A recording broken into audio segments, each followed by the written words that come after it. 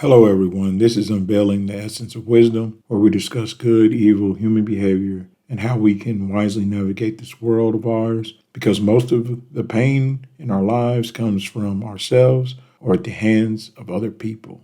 And I'd like to welcome everyone to this exclusive edition. Thank you for signing up for a membership. And today, let's talk about a mother's love. A mother's love is unconditional, selfless, and boundless. It is the deep emotional bond and care that a mother feels and shows towards her child by nurturing, supporting, and sacrificing. It is said to be one of the strongest and most influential forces in shaping a child's life and well-being. It is a love so profound, women have literally died for their children. But what if your mother is different? What if your mother falls into one of two categories? The kind of mother who ignores you, or the kind of mother who controls you. The relationship between narcissistic mothers and their daughters can be complex and emotionally challenging. Narcissistic mothers can have an excessive need for attention and admiration, which leads to a dynamic where the daughter's own needs and emotions are completely neglected or invalidated. These mothers are grandiose in their behavior. They are always in look at me mode and care little about anything that doesn't feed their endless ego. This insatiable hunger for all the attention can have a long-lasting effect on the daughter's self-esteem, identity development, and relationships. Now, in my non-exclusive video back on the main part of the channel, I already went into how narcissistic mothers treat their daughters just a little bit. But in this video, I'm going to go even deeper. But I'm going to have to go over some of what I said in the other video previously about how narcissistic mothers treat their daughters as surrogates sometimes. They see their daughters as dolls that they can dress up and put before the world. They demand perfection out of these girls. These types of narcissistic mothers will call them fat, even if they're just the slightest bit overweight or out of shape.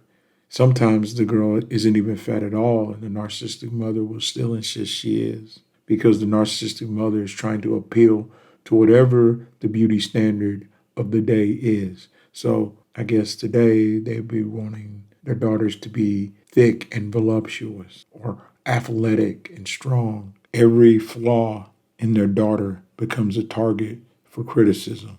Narcissistic mothers devour their daughters' self-esteem in order to feed their constant vampiric need for validation from others. Daughters of narcissistic mothers often grow up feeling like they are never good enough. They constantly seek their mother's approval, but never truly receive it, either because the mother openly shows she does not care for what the daughter does, or because she needs to script every single aspect of the daughter's life.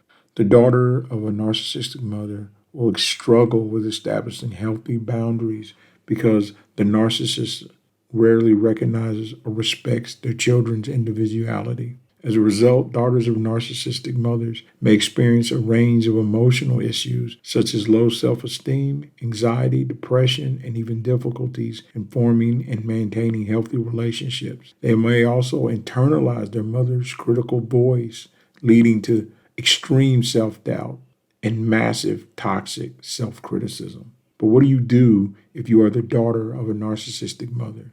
First off, having a narcissistic mother will affect who you are attracted to and how long you stay in different kinds of relationships, both romantically and socially. You will search for validation that your mother never gave you, and you will long to be seen. And the person that gives you either one of these things will be a person of immense power over you. The poet and author Laura Eden said, "When you are not fed love on silver spoons, you will often lick them off knives."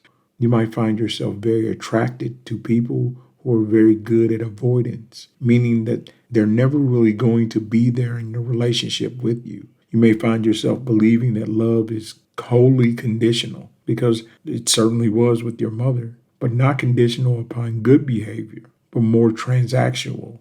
You were taught that love is a tit-for-tat game. As the daughter of a narcissistic mother, you will need to find a way of achieving validation without having a control partner or a controlling job or just trying to exist in a controlled environment.